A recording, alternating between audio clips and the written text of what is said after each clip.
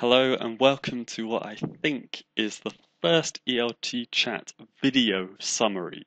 This is a summary about the chat, how important is creativity in the classroom?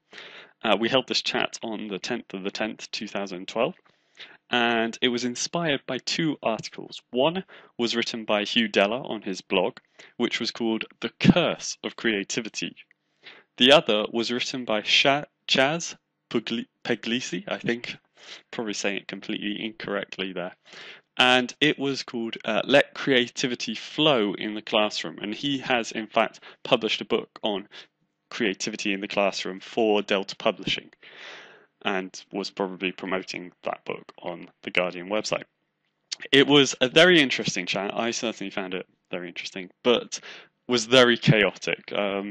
And went off on many tangents, so it was quite hard to follow. Doing the summary took a very long time to read through everyone's points and sort of always going back and forth. And as such, the general summary is very long, but hopefully this one is a lot shorter and will bring up some of the main points. We did spend a very little time talking about student creativity in the classroom, and it was mostly focused about teacher creativity in the classroom. So let's get down to business then. Let's look at the first point. What exactly is creativity was one of the first questions that came up. And we had some different definitions, but no one really gave a definition. Perhaps it's because creativity is so hard to define. But we had some points that came up. We definitely agreed that it's not synonymous with being artistic or being original. You can be unartistic and you can still be creative, or you can be completely the same as everyone else and do an activity in a very unoriginal way where it's been done many times, and that can still be creative. So some points that we did have were interesting ways to do an activity are creative. Choosing the right approach for the right class can be being creative. And then there was a quote that was brought up by the teacher James, which was, when the doer cares about doing the activity right, making sure that they use the right approaches, the right techniques. This seemed to be a very common idea. And small c creativity, how you approach a problem on a day. So how do you make it motivating or what? So then the next point was, why should teachers be creative?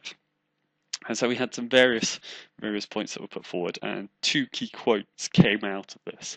Isn't language a creative thing anyway? From the teacher James, which actually goes against some things that Hugh Deller said in his article, where he said that actually language is often just prefabricated chunks of language and set plays and very common scenarios. So it's not really that creative.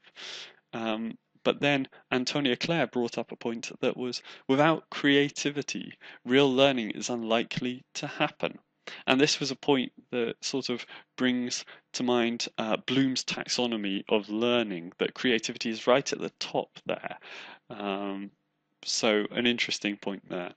Creativity can add to motivation and make boring topics interesting, which is something that we all want, really, especially for bored students.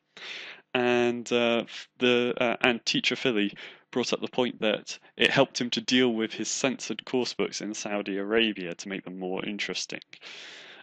It's definitely a buzzword in education at the moment. There are a lot of people who are promoting creativity in general. Sir Ken Robinson comes to mind for one. Okay. Then we talked about the dangers of creativity, and actually this probably took up the most time in the chat. So there were different things that we pointed out about how creativity can take over the focus of a lesson, and that this can distract teachers from presenting the language. They just try and do something creative. There was a quote from the teacher James again about avoiding the hard work in a class. Also, one of the points that I brought up from the article was about how, it's quite hard to be creative and it's quite hard to focus on language, and trying to do both at the same time can be really overwhelming for students. So that's not a good thing. Also, someone made the point that there can be a lot of show and very little substance, all these fireworks as people call it, so that you try and make something look really spectacular, but really it's pretty shallow and meaningless. And also, sometimes trying to be creative can just make things overly complicated and then cause more problems. Finally, Teflrina brought up a story about a sketch where there is a couple of TEFL teachers and they're at breakfast in the morning and they're both cutting out various things to make jigsaw puzzles. And I think it may have hit home slightly for some people.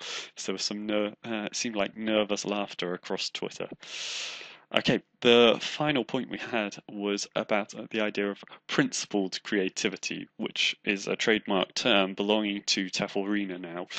And this was inspired by the key quote from the text: "If it ain't broke, don't fix it." So people don't need to do things just because we don't need to do something because it's creative, and we shouldn't just change things for the sake of it. And there has to be an actual reason to change things, a pedagogical, if that's right, reason to change it. And that too much change can actually be just as bad as doing no change at all. Too much creativity, sorry.